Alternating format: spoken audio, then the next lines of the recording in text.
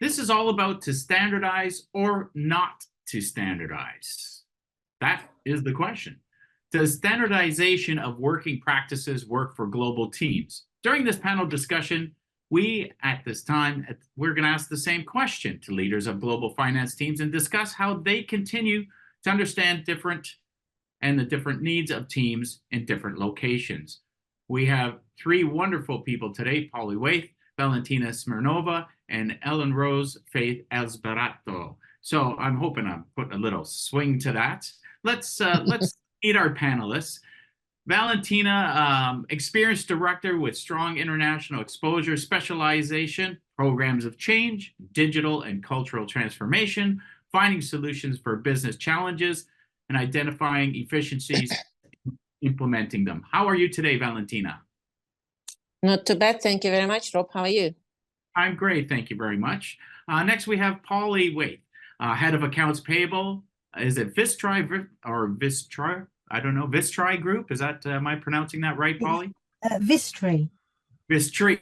See, yeah, you know, it's all about the pronunciation and where you are in the world. Polly, you previously were Countryside Properties UK Limited, head of accounts payable. You guided AP through 9 years of automation, change, and transformation, and you have 37 years of experience in all areas of AP. Wow, that's a long time in AP. Yes, it is. We're going to get to your expertise in just a moment. Elainrose Faith Esberto, Senior Director, Global Finance Operations, Reed Elsevier, Philippines.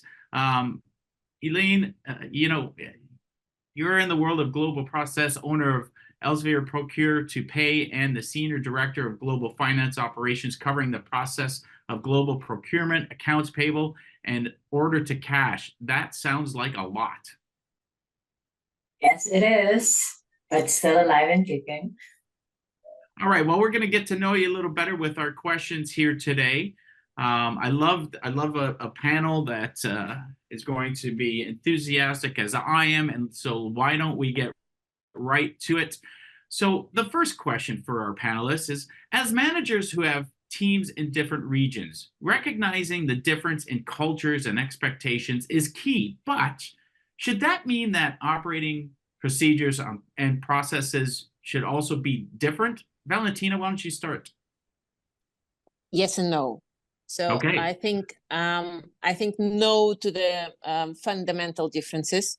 So fundamentally, they should be the same. And yes, they should be different, as in they should be reflecting language that people are speaking in. As you know, everybody assumes English is the way to go, but that's not necessarily true for all team members. And that's a little thing that needs to be respected. Nowadays, it's not a problem at all to have a translation to any language in the world at the pretty much fingertips. And it also needs to reflect on the specifics of regulations for the country. I think that I'm probably spoiled by working in heavily regulated environment. Insurance is one of those. And that's where we would take the side note saying, yes, that's the same, but if your regulation differs a little bit from the one across the road, then you need to reflect on it. But globally, yes, that should be the same. Elaine, what's your view on that? Yeah, I actually go the same way. Globally, there should be one process, a streamlined process that we follow, same control operating procedure that we need to abide to. But of course, we need to take into consideration what are the global statutory, the government statutory requirement, like the taxations that are really needed to be in order for us to fulfill our responsibilities and be able to comply with the requirement of the law. So I think those were just really two differences on that. Holly, you've got a lot of experience here. What's your thoughts? Yeah, absolutely. I think that best practice should always be implemented across the board. But that means that you're getting the right professional things in place, but you still have to allow for the fact that people do work differently depending on where they're based. So you have to allow for that. Yeah, we've always found that you can implement best practice across the board, but it is hard work. It's very, very difficult because you have to get all of those people on board. And when you've got a lot of different people in lots of different places, trying to do that is comes with a lot of challenges. Absolutely. Absolutely, yeah. On that note, what are some of the helpful hints on getting people on board when you've got so many in different areas? So I think, you know, we have regular meetings. So I would speak with all of my AP managers on a regular basis, just to go through what they're doing, find out if they're doing things differently. We also have a kind of a group chat for all of the AP teams, of which there are 27. And they all provide information in there. If they find something new in the system that they can do, they share that information instantly with the group. So it's going across 27 teams that they found something new, and we would test that out, make sure it works, make sure everybody's happy with it, and then we would implement it. So that really helps. I think staying in touch and communication with all of the different regions makes a lot of difference. Wonderful. All right, guys, let's move on to the next question. Mergers and acquisitions can present many challenges for leaders such as yourselves when it comes to using multiple finance and accounting systems. How do you approach this challenge of non-standardized systems and processes? Again, we'll start with Valentina. That's a constant battle, I would say, and the headache and the heartache. If you would ask me, I would say an essential part of merger and acquisition is alignment of accounting systems. In our company, we deal with plenty of accounting systems, and it creates a continuous challenge. So if there isn't any choice of either to align systems or not, I would always vote for alignment of systems. Again, if you work in an international environment, in multi-company situation, unified under the same group umbrella, at some point you come to the consolidation stage when you need to consolidate data from multiple branches or multiple companies. If your accounting systems are absolutely foreign to each other, then even this relatively simple step of consolidation becomes a challenge. Never mind that different systems will be using different definitions of things, and then even alignment of what means A in all 10, 12, 15 systems would be taking a bit of interpretation time that you don't want to spend continuously on it. So my advice would be, if there is any chance to get a harmonization across accounting systems as a part of merger and acquisition process, it should be done. Or, everything has a cost. Well, how do you approach this, guys, when, these teams could be hundreds or thousands of miles away? Elaine? Doesn't matter. It's really important for us. I mean, distance is never an issue. With all of the technology that are present currently today, we make use of it holistically as, for us to connect with one another. It's really important that we all have the same objective. We're aligned with it. We all have the same performance measurement. And for us to get together, to have a meeting, to keep the progress updated, to be part of all the project, like for example, for a transformation, that everybody is aligned and in tune with what's happening, so that they won't be left behind. And it's really important that everybody, just like what was shared earlier on, trying to get the best practice from each other and be able to apply it. Maybe that we're on a different system, but at least from a process perspective, we're somewhat aligned on how we are operating. Yeah, Polly, it's important, when you're implementing, this whole new system. How do you approach that? Yeah, I mean, it's difficult, but I've always found that one of the best things to do is to get the people who are going to use the system involved right from the beginning, because they can give you pieces of information that you wouldn't otherwise have to hand. They can tell you what the problems and the issues were with previous systems that they've used, and what's going to actually work, what won't work in the system, and what it's capable of doing. So I think it's really important that you involve your teams, your people that are actually going to use the system on a daily basis, because for somebody like me, for instance, I'm always looking at the bigger picture, so I'm not necessarily involved in the detail of what's going on, whereas these people, they're using it every day. So having them there at the beginning, I think, is one of the main things. Wonderful. Let's move on. So mergers and acquisitions can present many challenges for leaders as yourselves. So I've kind of touched on this. So I got to ask, does performance monitoring change for teams in different locations? Tell us how you would deal with performance monitoring from afar, because this session is all about distance and getting to come together. Let's start with Valentina. Sorry. Sorry, yeah. If I was saying, if I can start on that, I think it's important for transparency and comparability to have a same KPIs, same measurements. The values could be different because of the different, regional or country circumstances on efficiencies or any other processes involved, or on payment terms. Let's say for one country, payment terms could be 30 days, the accepted one. And for the other country, it would be 45 days. So while the definition of KPI would be the same, the values could be a little bit different from one country to another based on the circumstances they are in. But generally speaking, the KPIs in our organizations and the one that I worked before would always be the same. So it would be same 5 KPI, same 7 KPI, whether you're based in China or you're based in States.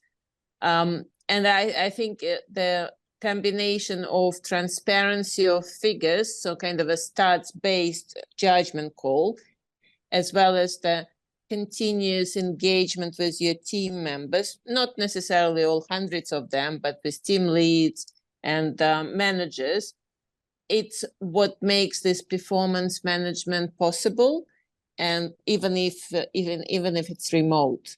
So what Polly was mentioning before, the common chat where everybody sharing their ideas, where some questions could be asked, that's one of the beauties of nowadays. You can involve a lot of people in continuous chat across the globe with no cost for setting it up, and no hassle for either participants or the one who administrate this chat. So I think all those technologies that we have at our fingertips nowadays, they should be used wisely. And but in saying that, I think it's also important to have a face-to-face contact from time to time. It's not necessarily you travel everywhere. Quite often other people travel to yourself, or it's a conference once a year. It's essential for people not only just seeing each other via video link, but also have a human contact, going for the dinner, having a joke. I think it's really foundational for the team building, especially across the borders. Elaine, yes, she kind of touched on that. Zoom is great. It's changed our world. This is fantastic. I'm talking to people from all over the world, but that in-person connection has to be there, as Valentina just said. Yes, I agree. Especially with us here, we're also working in a hybrid environment. Not everybody's going to office nowadays, but we make moment counts. So every time that we're requesting them to come to office, that's where we would have our town hall sessions, governance update. That's where we have a skip level connect. just for us to feel the, you know, the warmth and belongingness that we're talking about, that they're not alone in this battle, right?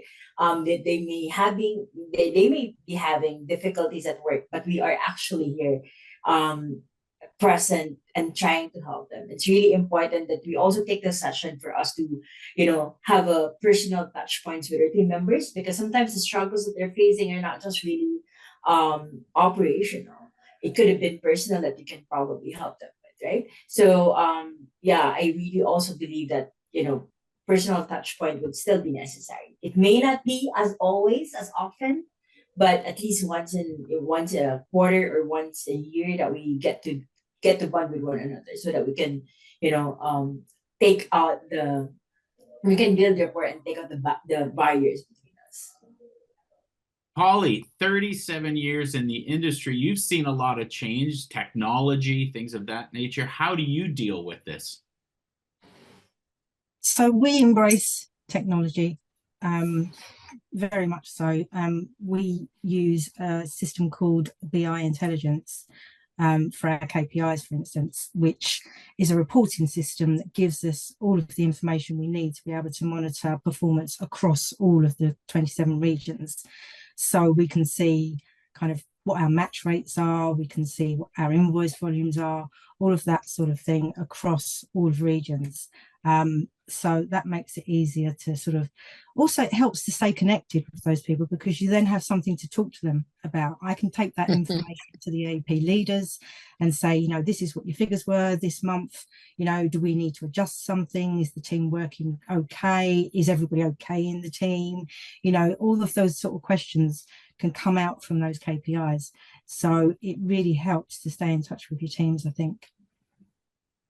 Ladies, any final thoughts on to standardize or not to standardize? I'll start things off with Valentina. Help these attendees. Standardize, definitely standardize as much as you can, but be prepared for resistance. I think all of us as human beings, we like the belief that we're unique, and that comes against standardization mantra, I think, but it just takes a bit of talking through and explanation.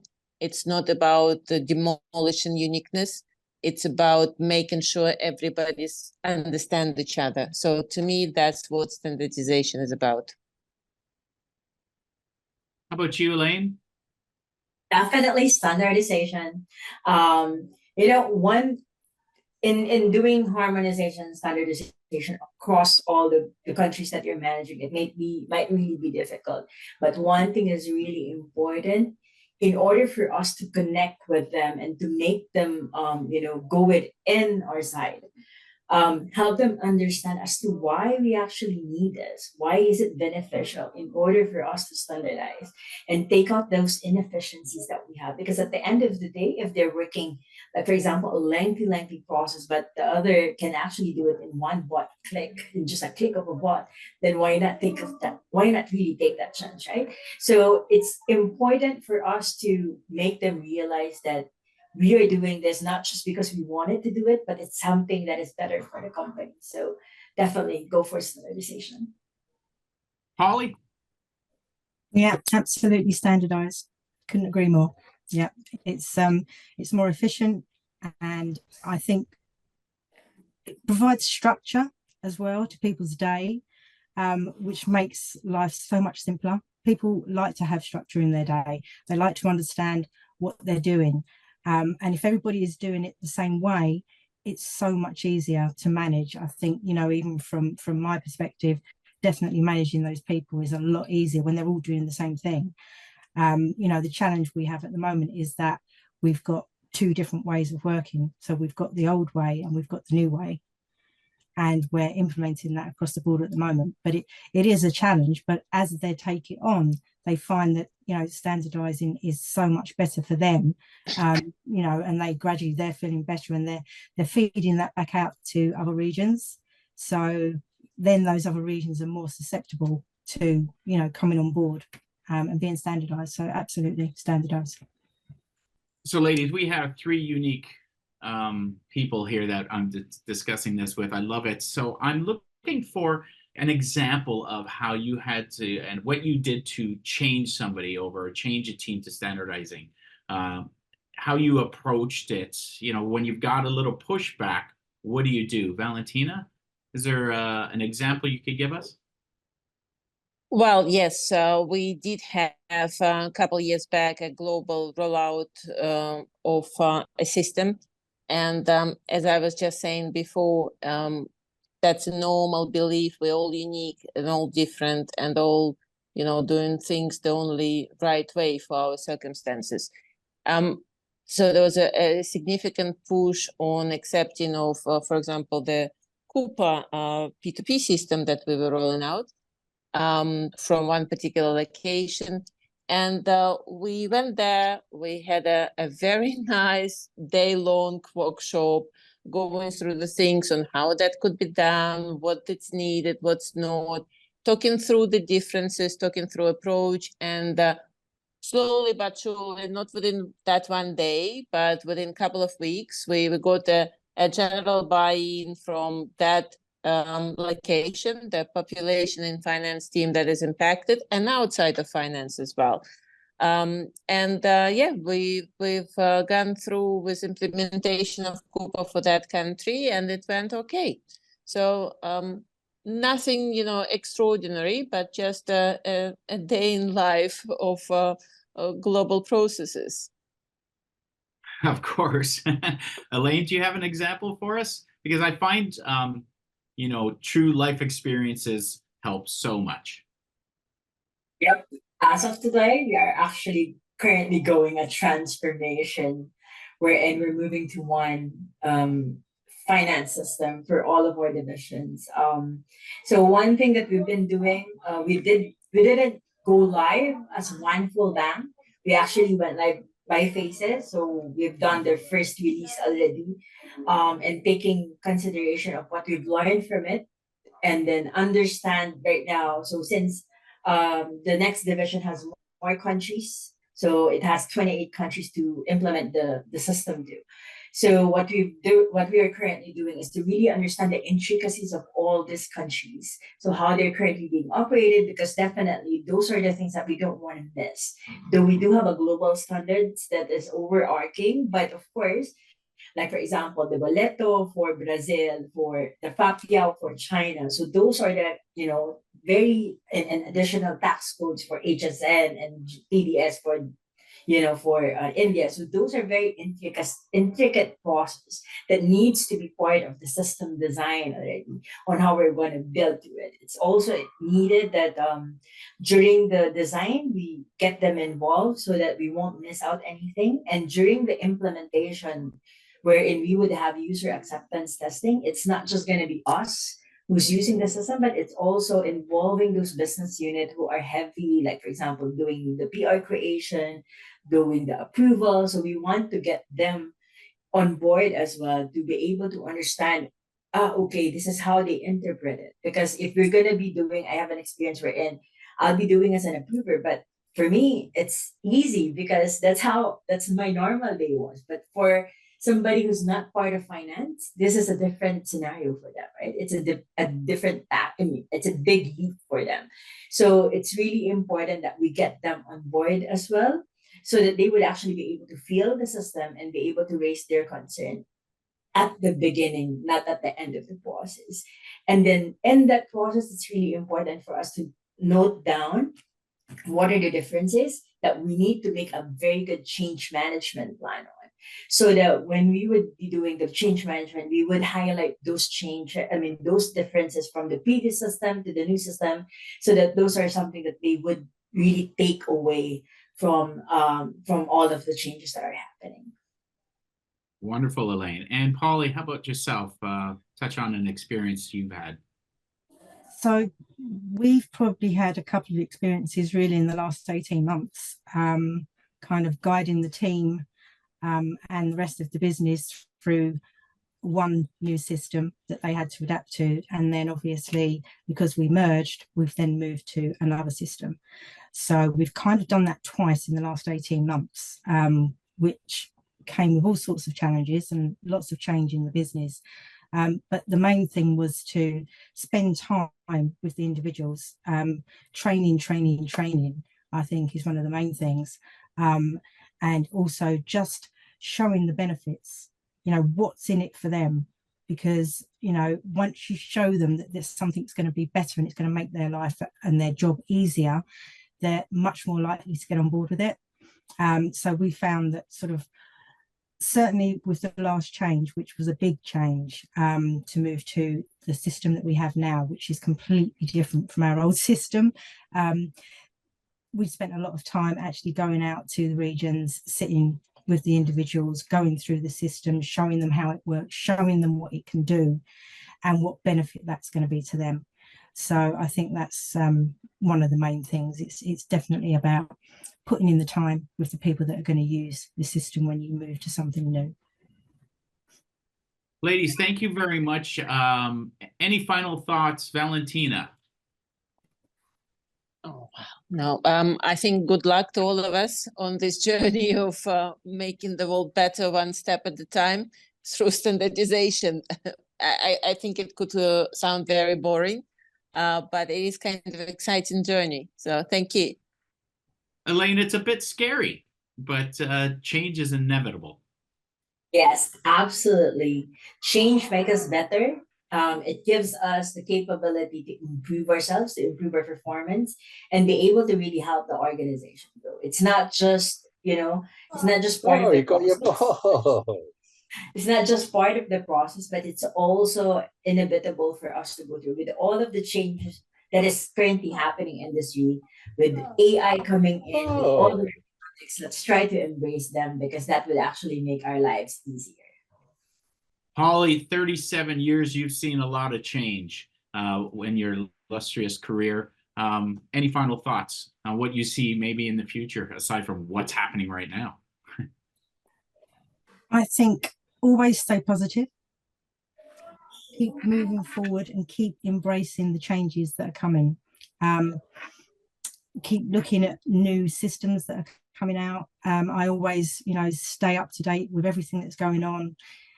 Regardless of whether we're going to change the system or not, I will always keep looking at new systems, just in case. You learn so much just from seeing other systems and how other people work and other companies work. So I think, main message, I think, is, just always keep moving forward and stay positive. It's all about learning. And on that note, let me ask you this. Where do you learn to make a banana split? Well, you learn to make a banana split at Sunday school. It's a good dad joke. I got them all. Ladies, thank you very much. I appreciate your time. It was very informative, and good luck with all the changes within your world. Thank you. Take care. Bye. Bye.